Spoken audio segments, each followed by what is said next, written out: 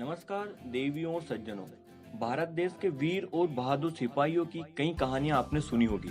हमारे भारत देश के वीरों की बहादुरी और देशभक्ति के बारे में तो आपने बहुत से किस्से सुने होंगे, लेकिन आज जो रियल स्टोरी मैं आपको सुनाने जा रहा हूँ वो कहानी एक ऐसे वीर की है जो शहीद होने के बाद भी भारत माँ की सेवा में लगा रहा और देश की रक्षा करता रहा। आपको ये सुनने में थोड़ा अजीब लग रहा होगा, पर लोगों की माने तो ये एक सच्चाई है। मैं बात कर रहा हूँ बाबा हरभजन सिंह की, जिन्हें सैनिक हीरो ऑफ नाथुला के नाम से भी जानते हैं।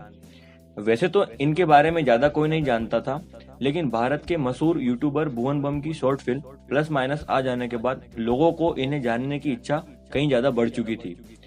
तो आइए सुनते हैं एक ऐसे वीर सैनिक की ये रियल स्टोरी जिन्होंने मृत्यु के बाद भी अपने देश की सेवा करना नहीं छोड़ा।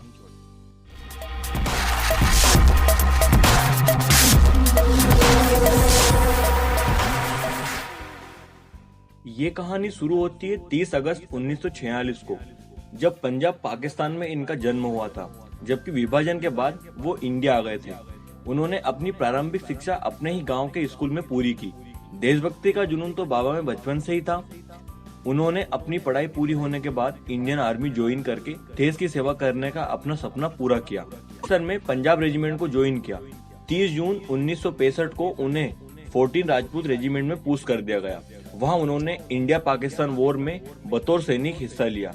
ये उनकी लाइफ की पहली वॉर थी जिसमें उन्हें शामिल किया गया था। आगे चल के उन्हें 18 राजपूत रेजिमेंट में ट्रांसफर कर दिया गया। वहां उन्होंने 3 साल तक जी जान से काम किया, लेकिन 4 अक्टूबर 1968 को सिक्किम में उनकी मौत हो गई और उनके मरने की वजह यह बताई जाती है कि वो 14,500 फीट की ऊंचाई पर नाथुला नाम के एक माउंटेन पर तैनात थे, जो कि तिब्बत और सिक्किम की सीमाओं के बीच में था। सेना के लिए सामान ले जाते समय वो ग्लेशियर में फंस गए, जिससे उनकी मौत हो गई।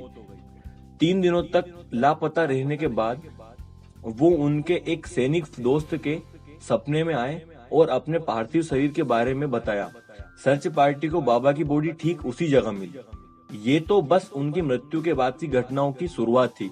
बाबा हरभजन सिंह इंडियन आर्मी के वो सिपाही थे जो मौत के बाद भी अपनी ड्यूटी निभाते रहे।